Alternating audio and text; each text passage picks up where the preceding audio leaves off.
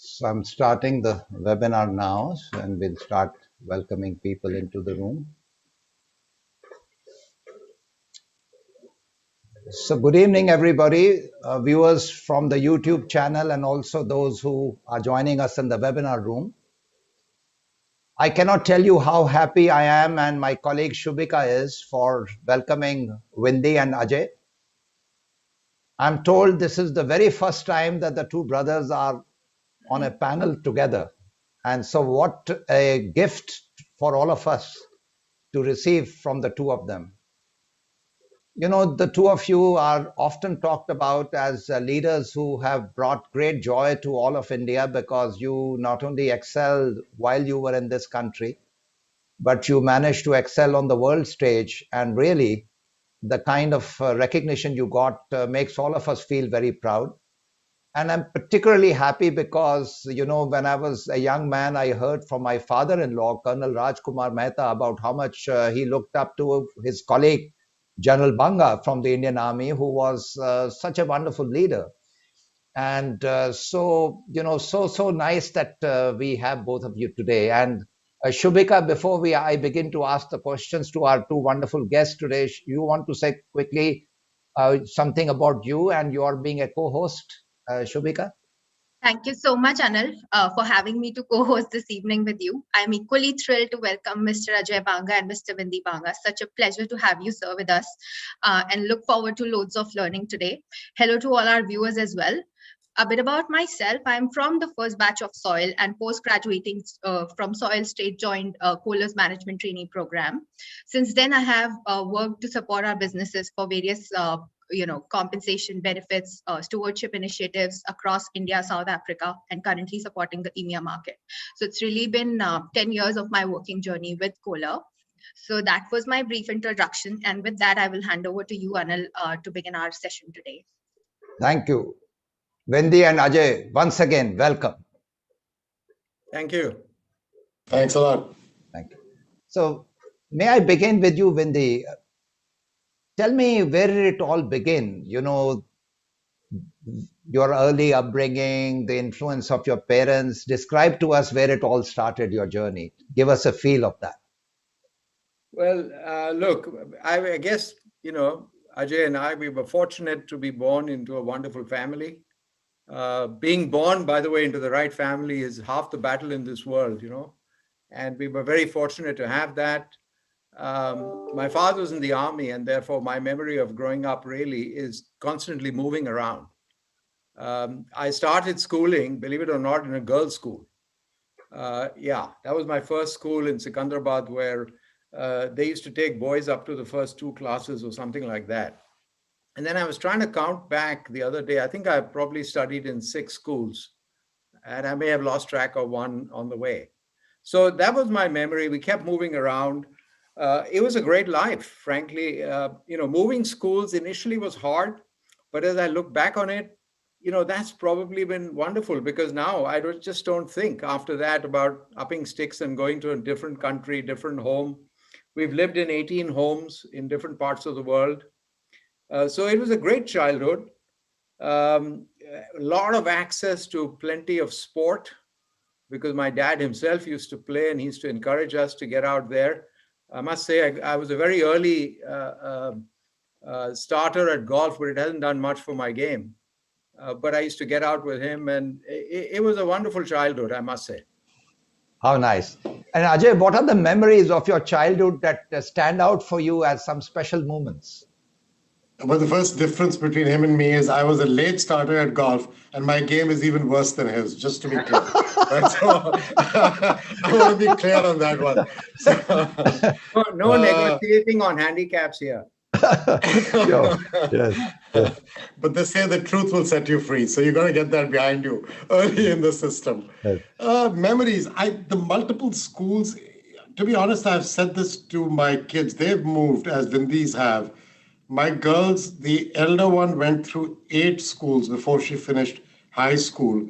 The younger one, 9, and across continents. And people, most people resist the challenge of moving. It's adults who complain. It's actually the kids adjust, but the adults use the excuse of the kids to not move. It's actually their reluctance, not the reluctance of the child.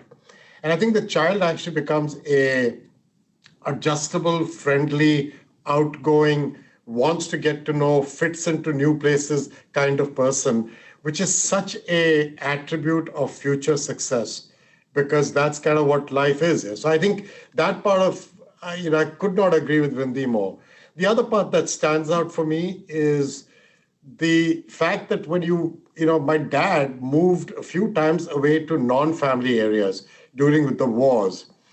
And it's kind of strange because we used to get left behind with mom and Vindi and Deepa, my eldest sister, and I, and with a bunch of other families in these non-family areas or colonies. And it used to be a strange experience because there was no cell phone, no email. You didn't hear from your dad for weeks.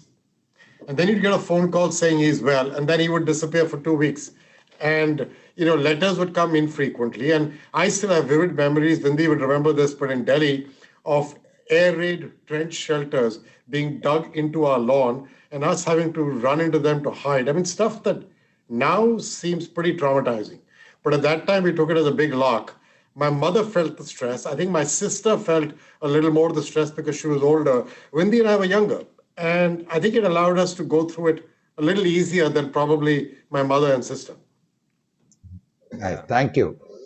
Vindi, what are some of the most important choices you made in your life when you look back at your life? Because, a leader is really defined by the choices you make. So what are some of the really important choices you made in your life? Yeah, I can touch upon that. Just one last word on the army, maybe before we leave it. Yeah. What struck me is through even my dad's post-retirement life, right till the end of his life, it was an amazing community.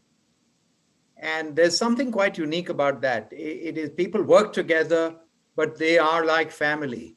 And it's an incredible community, which I think is something that's kind of sort of stayed with me forever.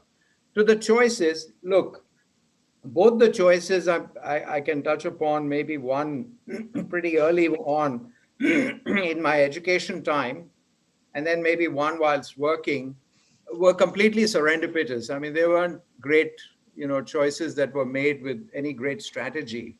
The first was I finished my engineering at IIT Delhi, and I did pretty well at engineering, but I couldn't see myself as an engineer. I'd actually a little more than pretty well, just a little more than pretty well. Vindi was a gold medalist at IIT Delhi, so he's being modest about it. Yes. I'd been to intern in factories and so on, and I couldn't see myself actually doing that for a lifetime. So I said, okay, now how does one escape this? And the answer was do an MBA. And so I ended up in IIM Ahmedabad and actually enjoyed it because suddenly found that the world of business was much broader than just one function. And then that led me to Unilever, where I spent 3 very happy decades all over the world. And people often ask, how the hell did you stay in one company for 3 decades? But the reality is it wasn't one company. It's a bunch of different businesses, completely different from each other, different geographies. So I guess that was one choice, was getting into an MBA. A second important decision point probably came when I decided to leave Unilever. And the question was what to do. And I was looking at a number of traditional options, joining another company as a CEO and things like that. And actually, eventually, stumbled into the world of private equity. But I didn't know much about it at the time. This is 10 years ago. Now I think I know a little bit more, but at that time it was just a name. And I met some people who were in the firm, and I liked the sound of what they said. And I have to say it was a great choice because I really enjoy that. It's been a terrific 10 years. where, what would I say about it? I think, first of all, I find it much harder than my previous corporate life. It's much harder game because your return targets are much higher. The risk reward is much higher. You can contribute, but you learn at the same time. It's such a different game. You're dealing with different companies every day. It's a bit like being a consulting firm, except you're then placing your bets. You're actually putting others' money behind it. So I guess those are a couple of the choices I would throw up. Thank you. Ajay, in your leadership journey from St. Stephen's again to IIM Ahmedabad and then your career, what are the moments that stand out in your life? And, examples of some of the choices you made and therefore the kind of context you defined for yourself. Well, first of all, it's really useful to have an elder brother who goes through stuff before you. Yes. Because if you can pay attention to his advice, which I did in my college time, twice Vindi came to my help. The first one was when I went and did my IIT entrance exam, which Vindi will remember. I went and studied at the same place where he prepared, which was Sangal's classes in Southex. That's right. I didn't know any better. He had done all the prep work, and I just went right into the same place. I learned a lot. By the way, they were amazing classes. And I did very well in my entrance exam, and I got into the same mechanic. In fact, Vindi came with me to choose the hostel, and I was ended up going to his Nilgiri hostel. I remember all that together. And then I got into St. Stephen's College before we joined IIT. And I remember asking him, Vindi, what should I do? And at the end of the day, you ended up doing an MBA. So, that engineering stuff kind of got left behind. You're finally selling soap. So like what you do 5 years, I could do this in 3. And we batted it back and forth. And we concluded that it's worth giving it a try to do a bachelor's in economics honors and get 3 years done and then move on from there. So it's funny, but I actually did that. I did finish it in 3. I did do an MBA after that, having followed his logic of the journey. So I'd say one really good piece of work is to be born second. It's really useful. It's kind of, life is 50% luck. And I'm telling you, my luck was having him up there before me. So that's very useful. The second part would be later in life. That's more serious. I think the most difficult decision for me was to leave Citibank and come to Mastercard now 11 years ago. I had been at Citi for 13 or 14 years after 13, 14 years at Nestle, a couple of years at Pepsi, and then I came into Citi and then had been there and had a dream run. They gave me jobs which were amazing. I worked with great people. The company was a lot of fun. It challenged you. It stressed you. It has A-type people. It has a complicated, kind of tough culture. But if you can keep your head straight and be a decent, straightforward guy, there's a lot of space in that company. And they taught me for the first time that it doesn't matter what you look like or where you came from. What matters is what you do and how you do it. And I relished that. I had an amazing 13, 14-year run. And I was very definitely a candidate to be the next CEO at a point of time. When I was turning 50, and we were living through the financial crisis, and my disillusionment with banking at that time was reaching a point where I didn't know that that's what I wanted to do for the next 10, 15 years of my life. And I began to look outside. And I talked to a couple of my mentors, including the guy who was running Citi some years before that, Sandy Weil, and we had this whole heated conversation about leaving. And, a couple of consumer companies came along, some from my old life, some others, which were obvious choices. And then came this company, tiny, 4,000 people. I had 250,000 people at Citi reporting to me. This was 4,000 people. The market cap of this company was $19 billion at that time. And Citi, at the depth of its crisis, was still worth 70, 80 billion and had been worth 150. And this was, basically US centric at that time and in technology. And nobody really understood it well. And it felt like where bankers went when they were being sent out to pasture. So go join a country club and relax and enjoy yourself. Go work at Mastercard. So coming here was a difficult choice. And it turned out to be a great choice because now in retrospect, everybody says, boy, you've had a great run. And the company is now worth 350 billion. So it's up 17.5 times and it's 2.5 times the time of my old company. But that, that's all said and it's lucky. I was lucky. That life is 50% luck. But making that choice to give up the opportunity to be a candidate to be the CEO of Citigroup at that time, back in '09, and come and work at a small company, relatively unknown, just out of an IPO a couple of years earlier, previously owned by all the banks. That was a complicated choice. So it turned out really well, but complicated. Thank you. Vindi, in your life, in your Sorry, journey. Anil, one thing I Yes. would tell you, one thing Yes. I'd add. Vindi Sure. used the word serendipitous right at the beginning of his answer, from what I remember. Yes. Serendipity is a very important word. And Yeah. one thing that I think both of us have done over the years, Vindi more thoughtfully than me, I would say. He's far more careful about his thinking. I kind of follow along when he's doing something, or I'm a little more impulsive. But at the end of the day, both of us value serendipity for our lives, both at careers and in our personal lives. And I would say, if you look back on what both of us feel most happy about, it is that serendipity has taken us places.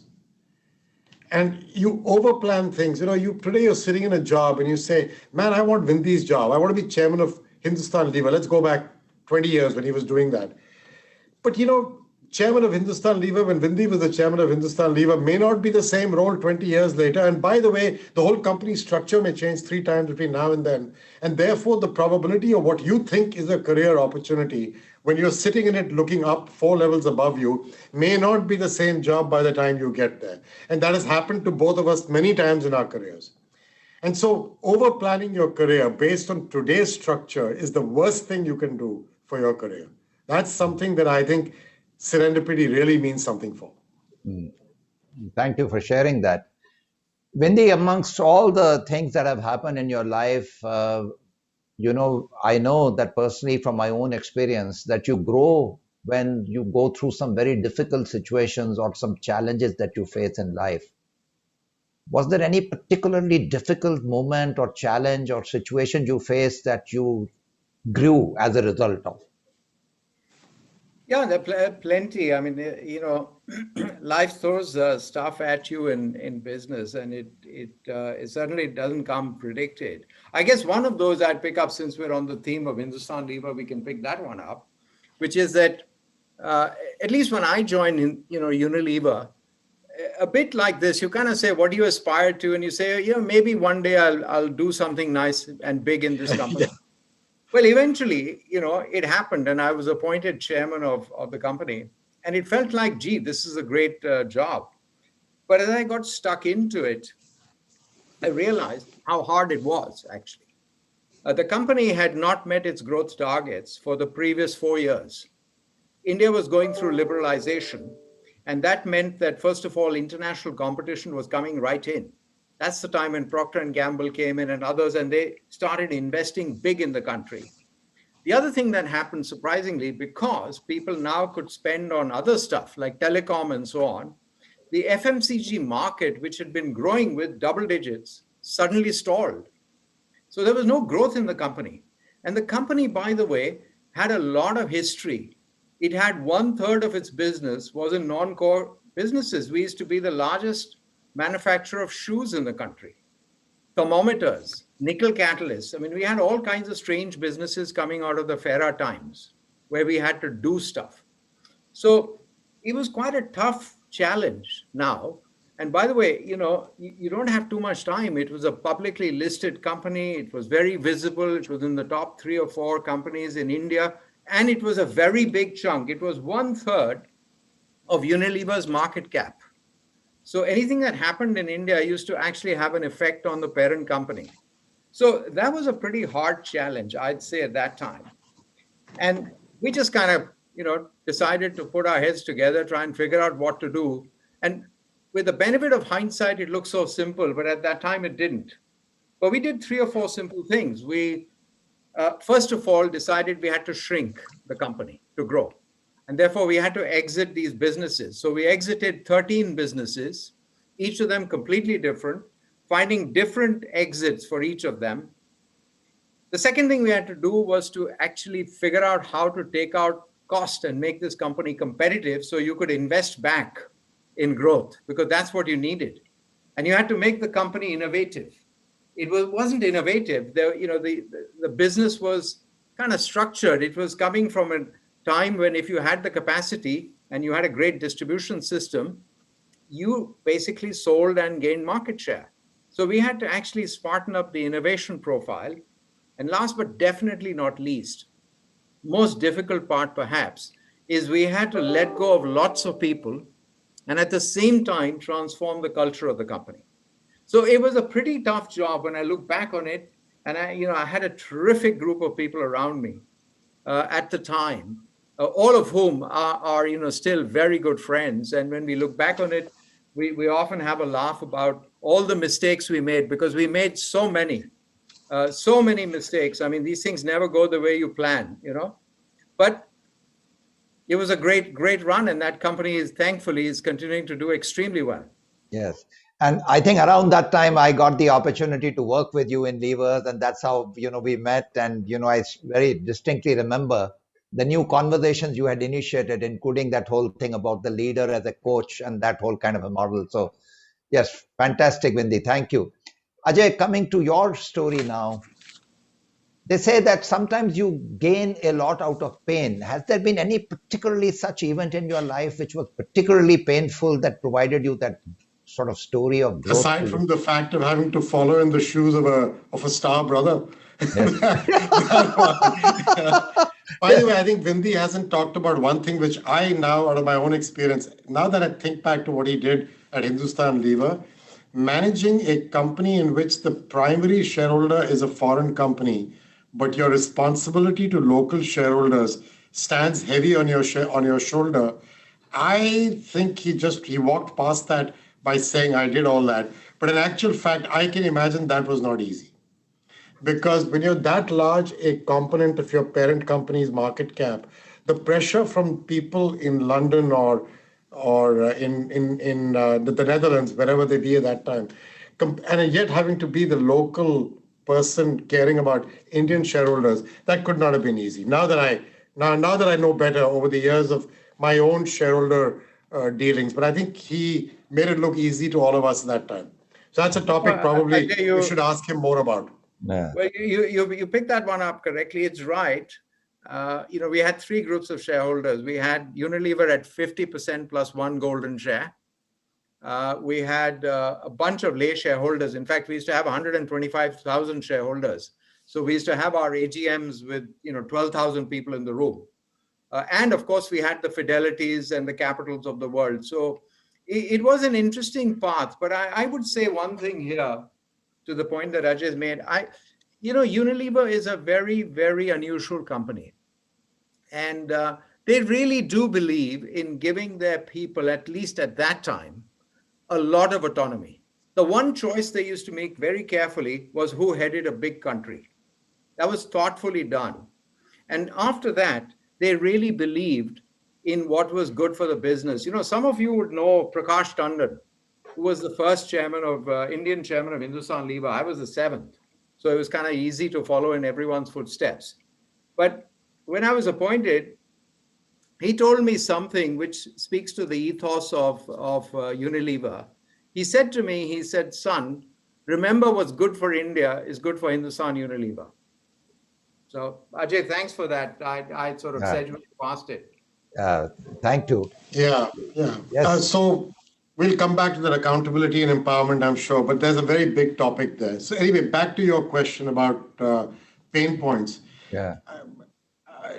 More than one pain point, which is really when I was at Pepsi for those couple of years, we launched KFC and Pizza Hut in India, was the level of back and forthing that happened. We felt welcomed by the government, and then we felt attacked by the government, because like other things in India at that time, the opening up to overseas companies, Vindi was referring to, I think, Procter & Gamble coming in, and others were both local. By the way, that time, Indian competitors were also growing in both our companies. I was at Nestle, he was at Unilever. We were both facing overseas competition and domestic competition in interesting ways. And India's market circumstance, where naturally the proclivity to want local champions creates a very interesting dichotomy in politics and government and business, which I think all of us face even today.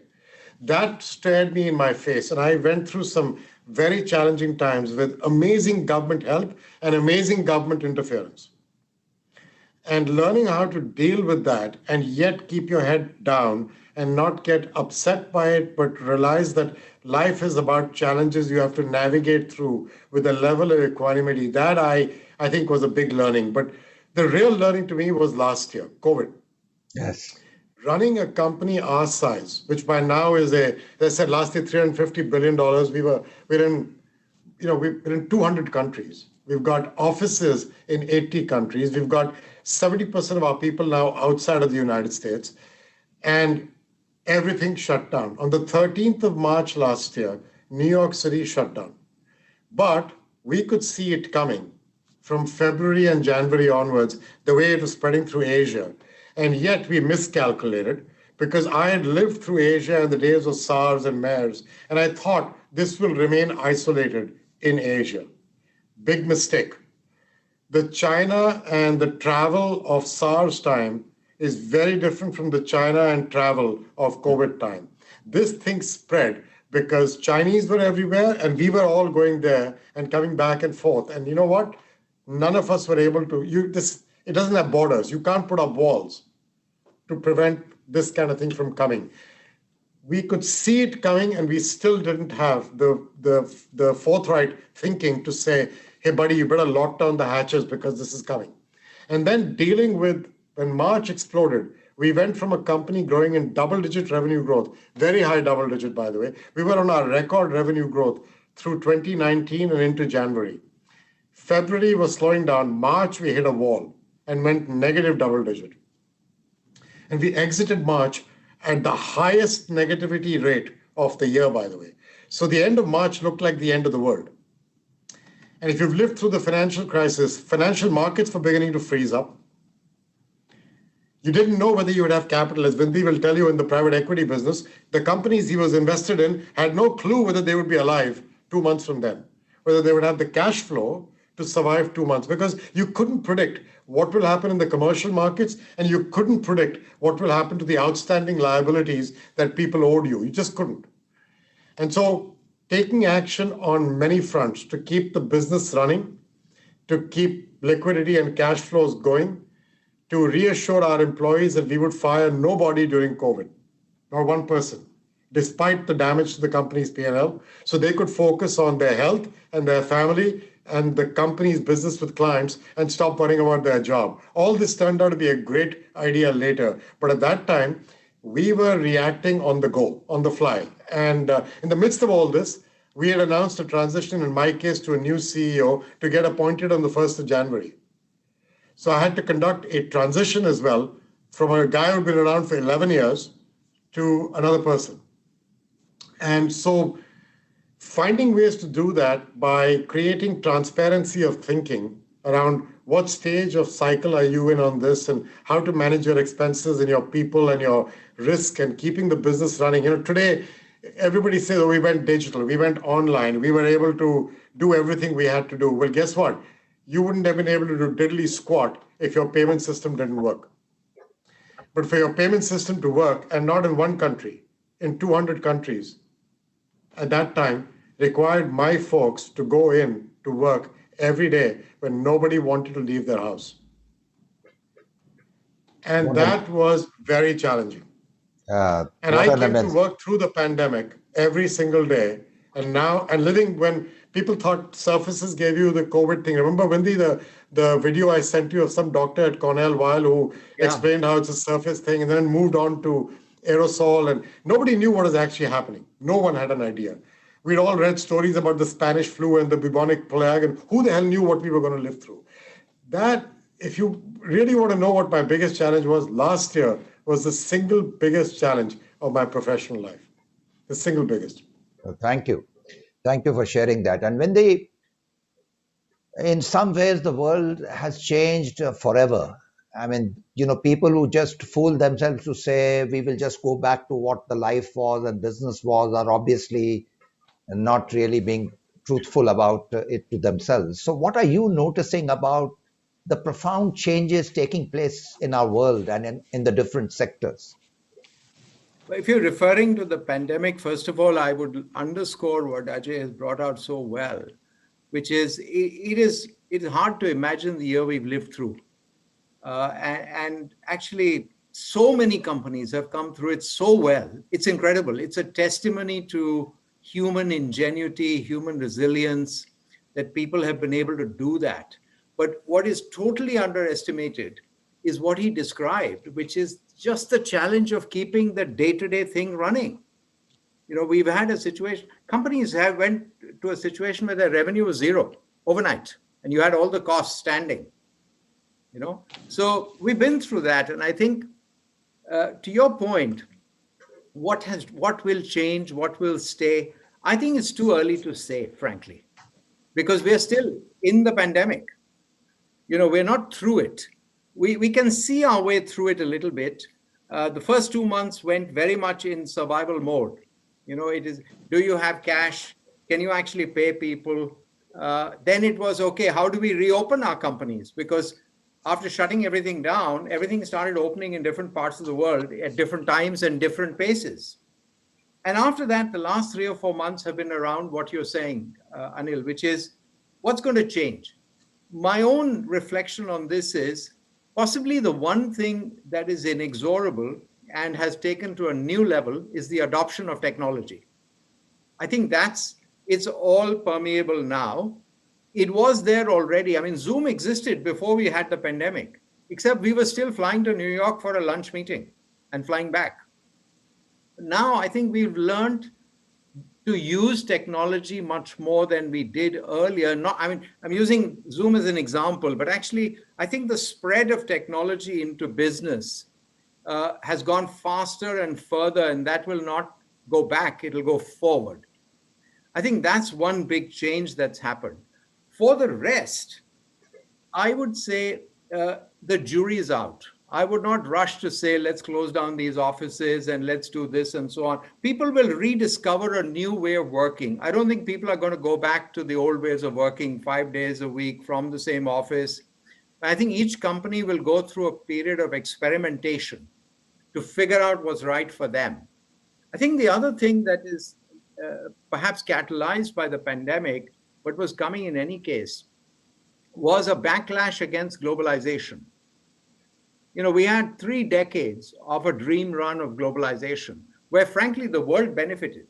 The southern hemisphere of the world had a great run. So many people got better off in India and Philippines, in Vietnam and Indonesia, China, of course.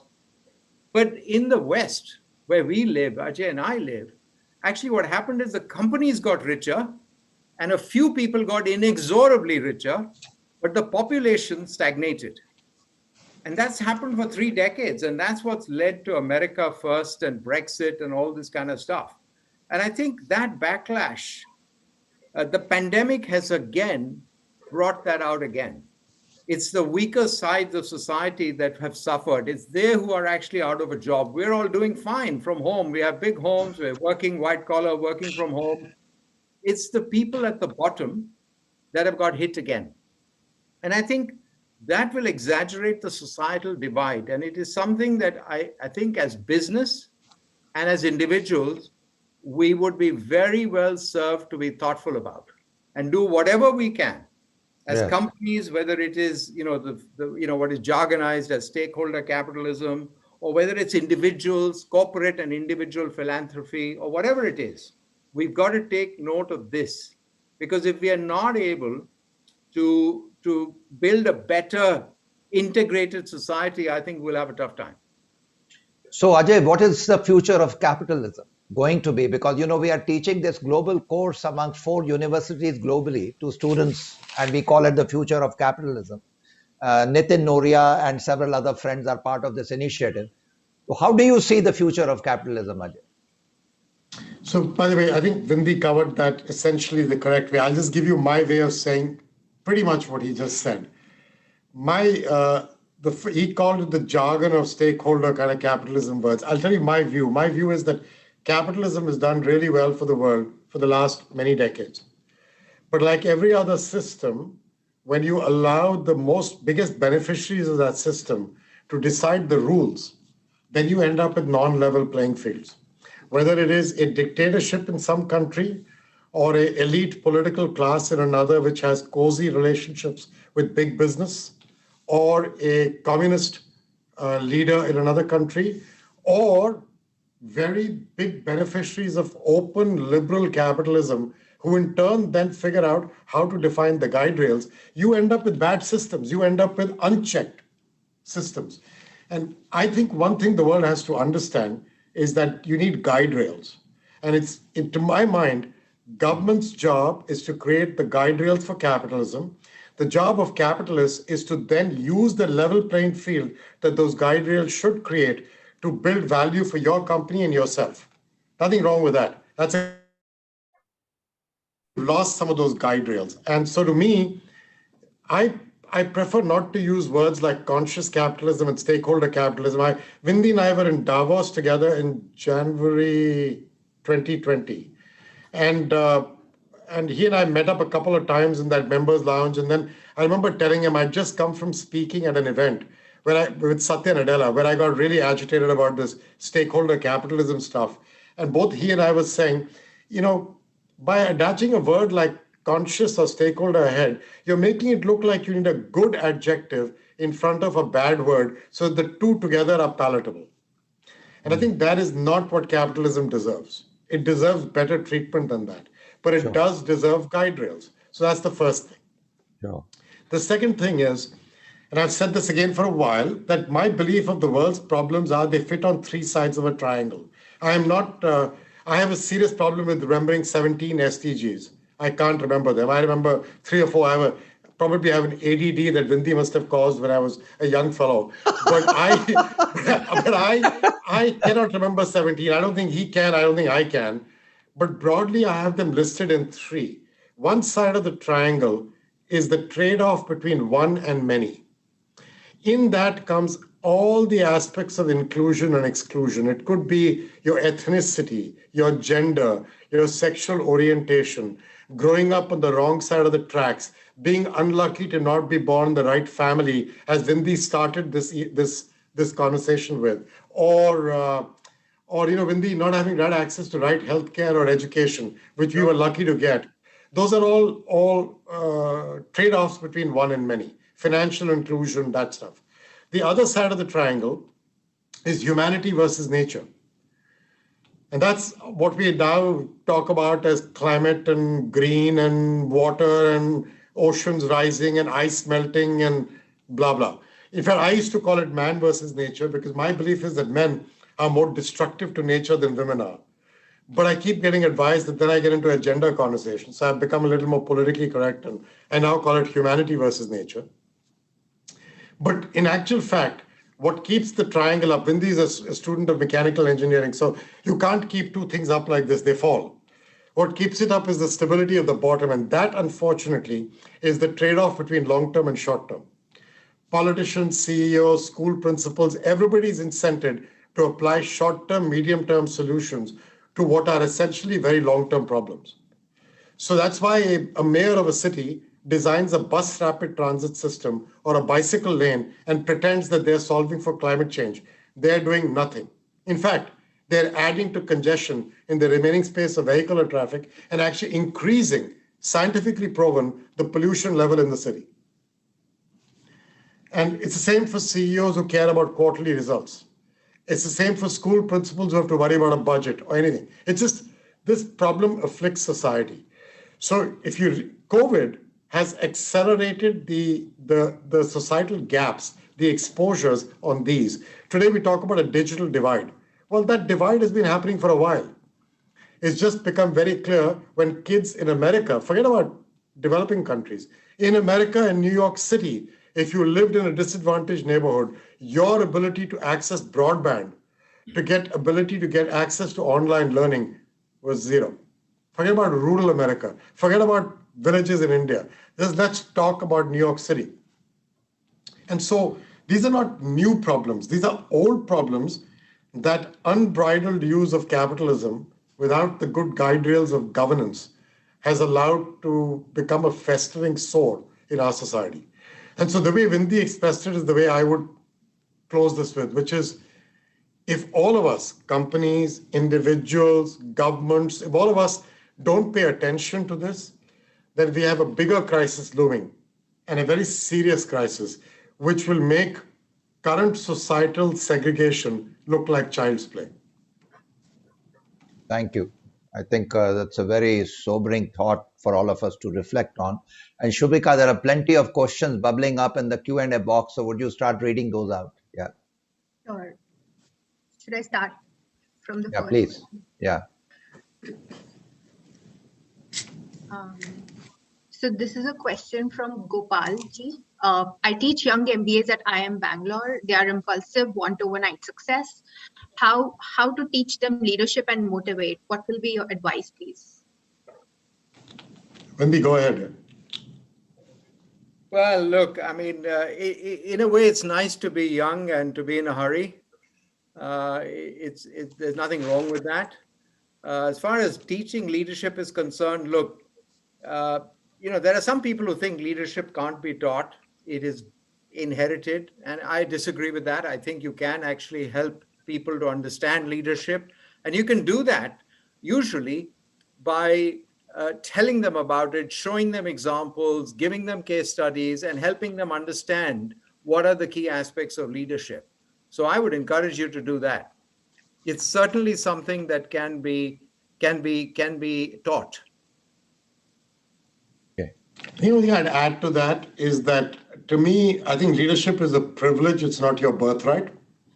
You were not born to be a leader. I therefore completely agree with Vindi that you can learn along the way. And so if you remember that if you're lucky enough to have two people report to you, that's a privilege. When you were reporting to somebody, you wanted them to be there for you. You wanted them to give you guidance. Vindi probably remembers his first boss, second boss, 10th boss, and the lessons of good bosses probably have got sort of ingrained in him over the years, as they have for me.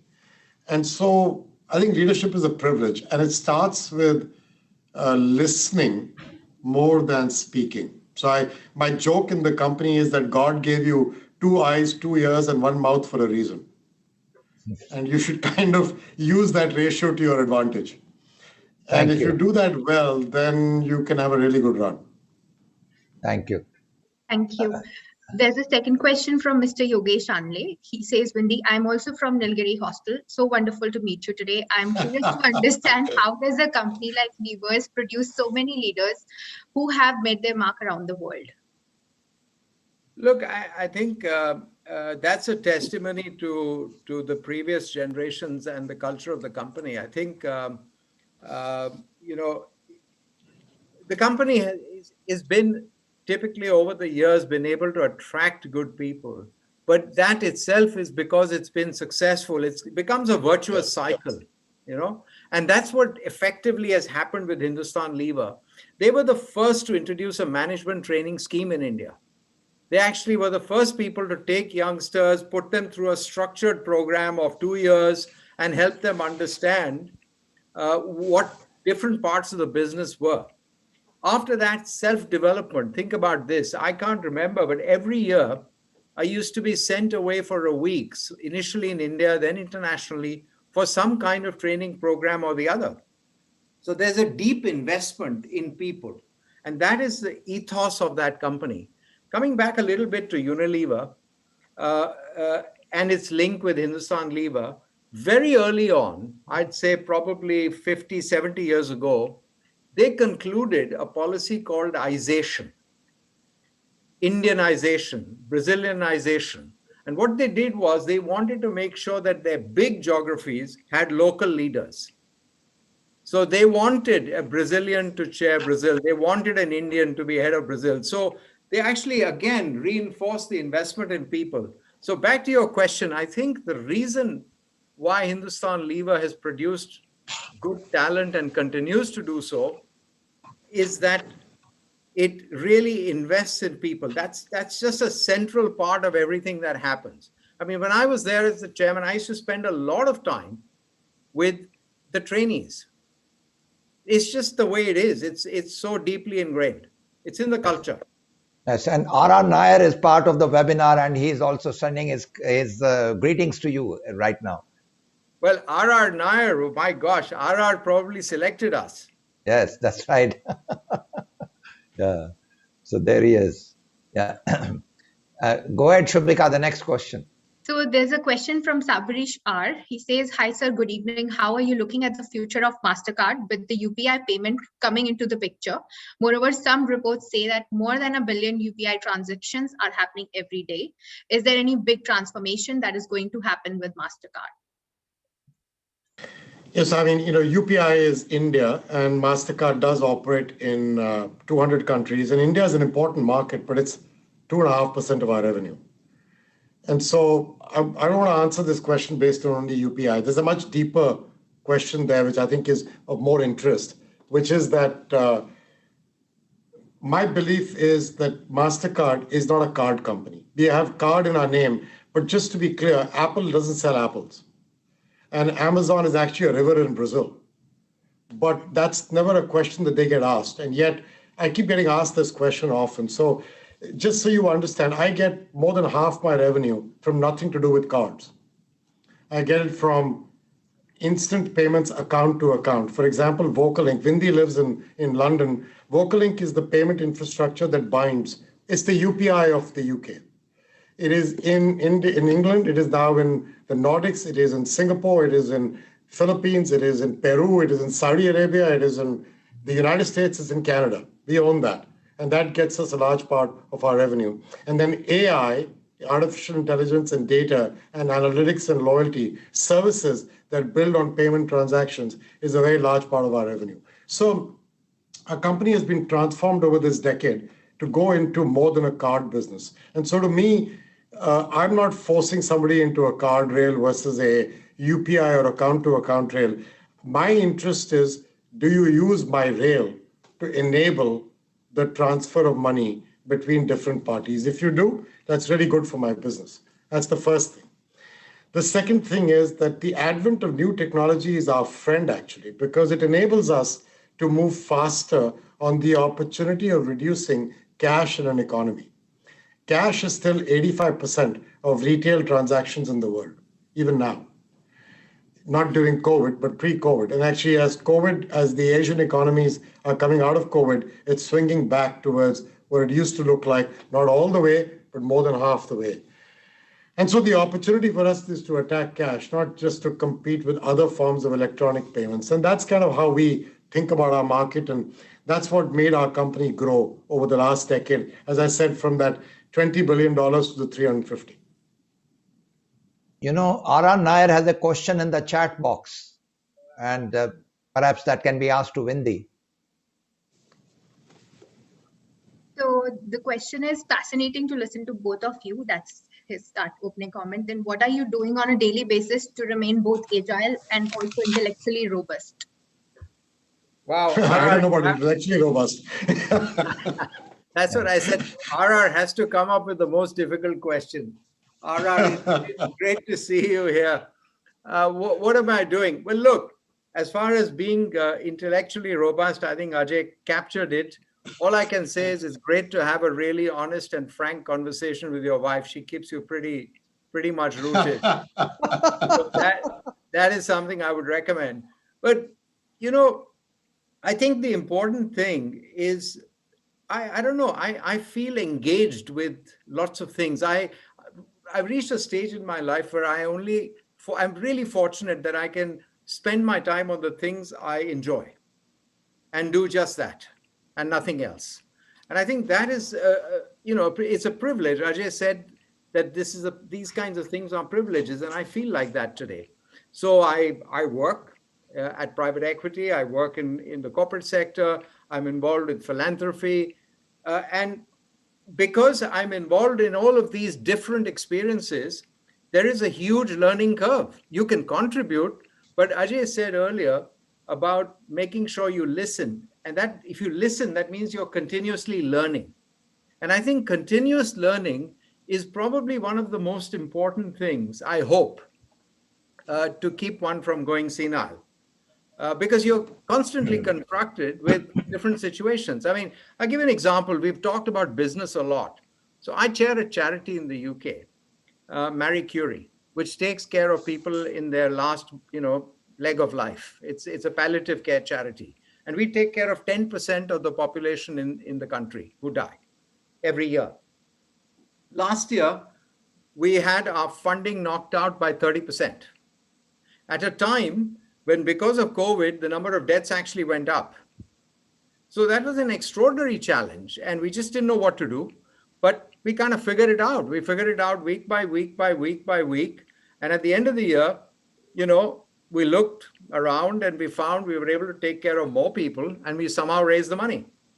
So I think actually being engaged in what you enjoy and having the time and the ability to do that, I think that's what I think is certainly a privilege for all of us today. And RR, you having asked the question, I can tell you, you could have answered this better than me, because you are absolutely agile and intellectually far more robust than Ajay or I will ever be.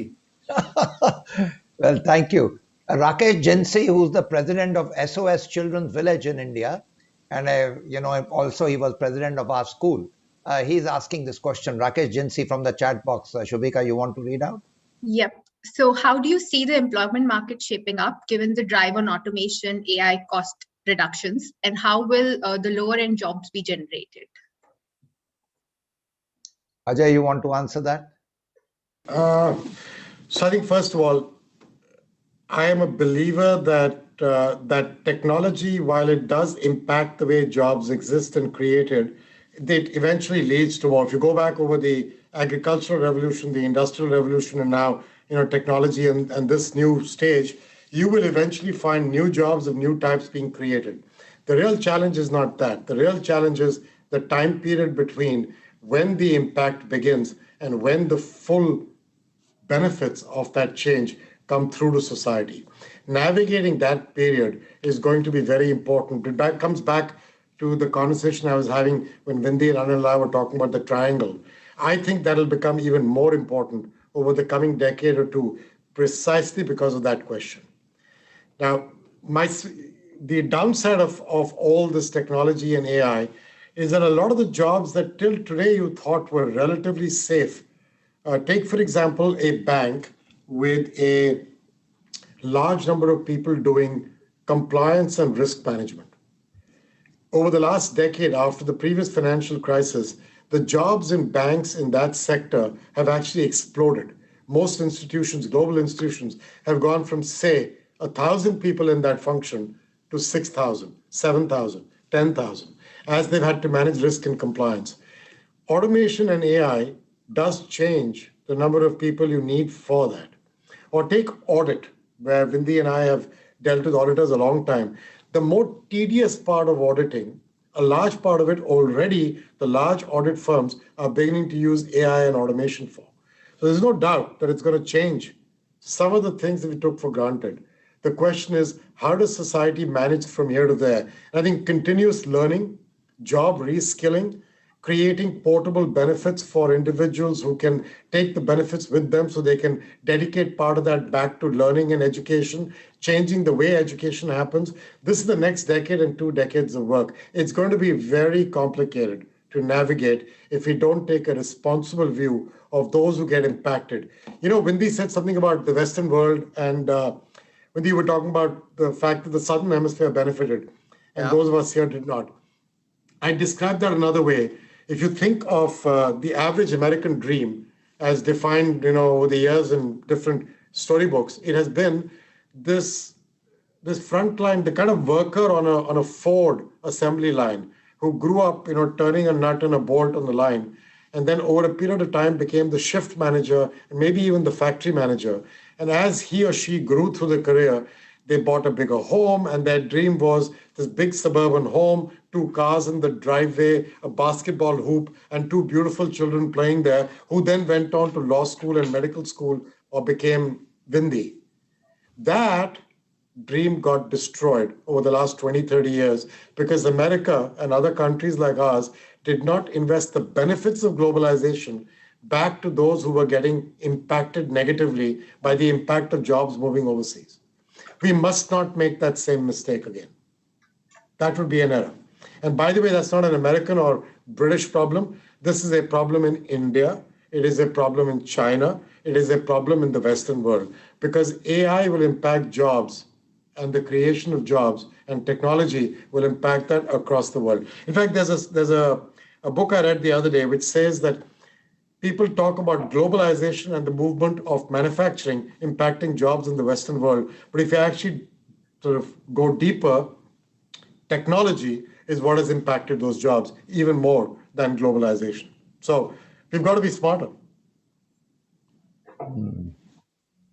Wonderful. So the question from Munish Sharda to Ajay. Munish Sharda is the next city banker. Yeah.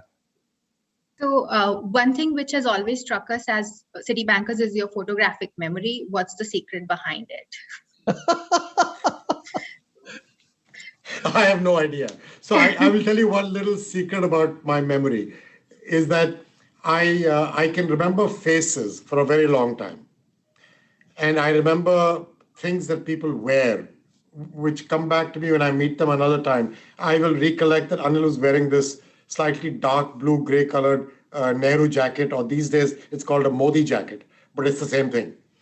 And that, I'll remember that out of the blue. I'll remember the painting behind him. And I'll remember numbers. Like I'll remember a number you commit to me that you'll do this kind of market share in 10 years. That's what he's referring to. And I will ask you 8 years from now, you told me that 8 years ago, where are you? But on the other hand, I forget names. And I forget some of the simplest numbers. Like I cannot remember my bank account number. Whereas our mother, till the age of 92, the last year before she passed away, boy, she was a pain in the ass. She could remember, and she used to harass Vindi about it, which was my good luck. She would remember that dividend, which was supposed to come from one particular share that my father had bought 34 years ago, which, by the way, neither Vindi nor I knew about. That dividend had not arrived in her bank account. And so Vindi used to go crazy. The good news was it used to go to Vindi, and I used to happily keep quiet on that email. So he had to figure it out. But Yes. that is my mother's photographic memory. Yeah, mine was nothing compared to hers. That reminds me of my mom who lived till 92. She knew the Guru Granth Sahib by heart, and she would remember people's names and things which were like 50 years back. And we are much younger and all of us forgot. So you're absolutely right. Mothers are amazing at remembering that.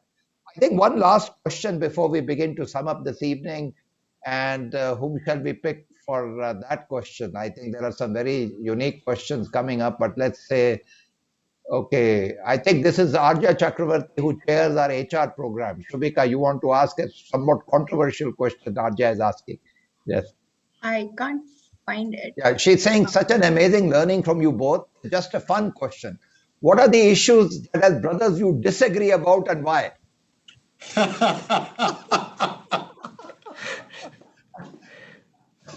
I don't know. Not that much, actually. Vindi, what do you disagree about with me? Very little. I don't know, actually. I'm also trying to think because I can't think. We disagree about our golf handicap, but that's a joke. Yes. Yeah. Right? I'm telling you, he plays better than me. Yeah, I'm not sure about that. And Rajiv Tandon, your common friend, is asking the question about golf as well. He's also asking a fun question about the golf somewhere. I saw that in what the is he chat box. saying?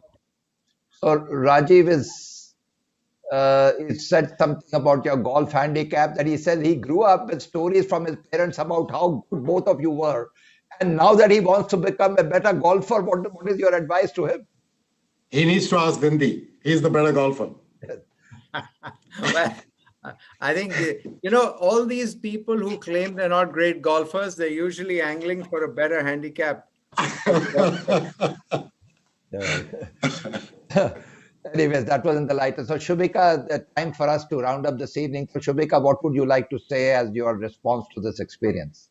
I think this was a very great session, and I would like to just share the top 3 things that I took out from the session. What matters is what you do and how, not where you come from.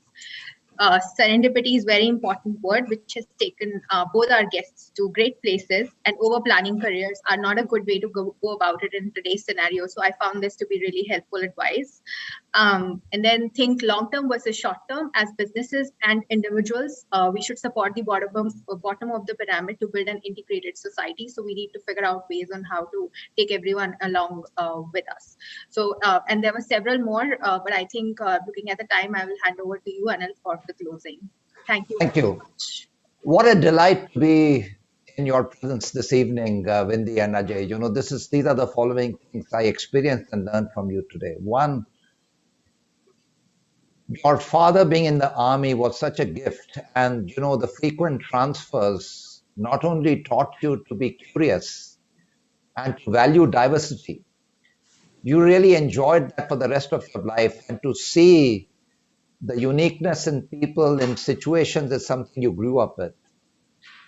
And the army also taught you this together, the whole family experience of one for all and all for one, and that whole experience of your dad going away and then you not being in touch with him, and and that air raid sirens. I also relived some of my growing up, because my dad was also in the army, my in-laws, everybody was in the army, so that's how it was. So thank you for bringing that up.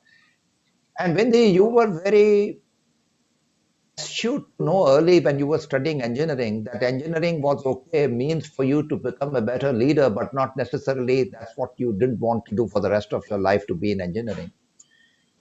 And you made an important choice.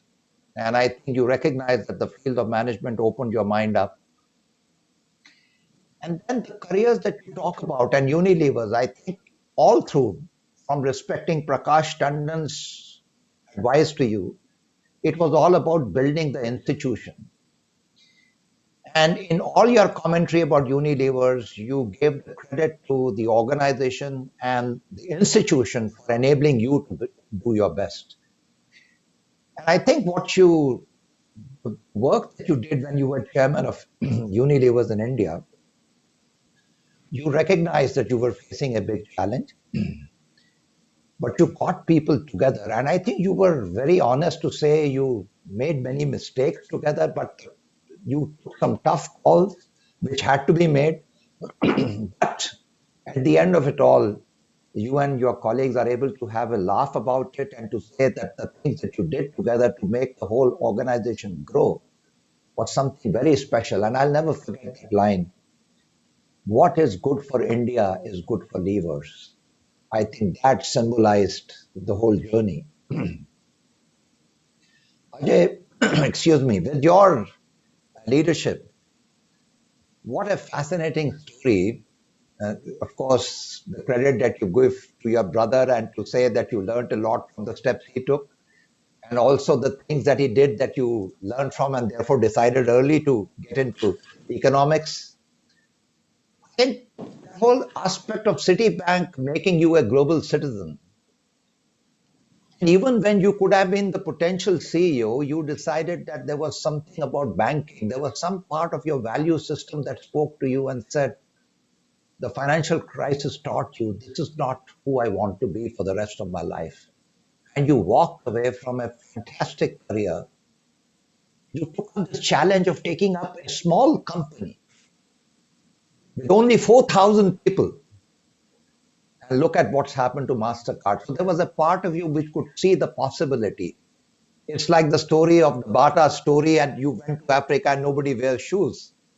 And said, yes, nobody wears shoes. And so, yes, there are 4,000 people and modest market cap, but you saw tremendous opportunity. And I think what you and your colleagues have done in Mastercard is like, these are now stories being talked about globally.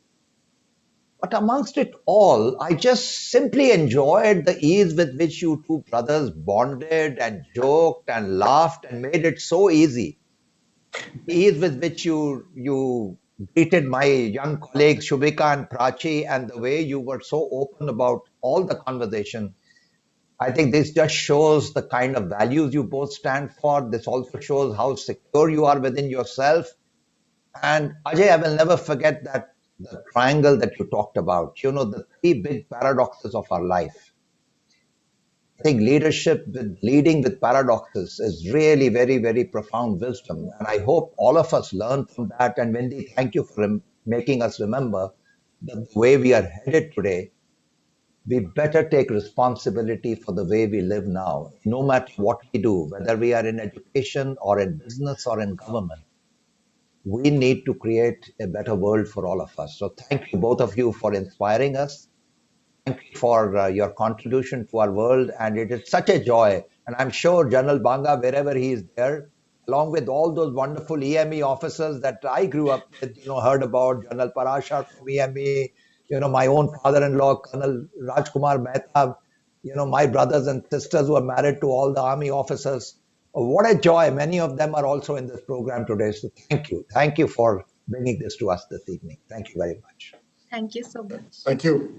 Thank Thanks you a lot. all. Thank you. Bye-bye. All the best.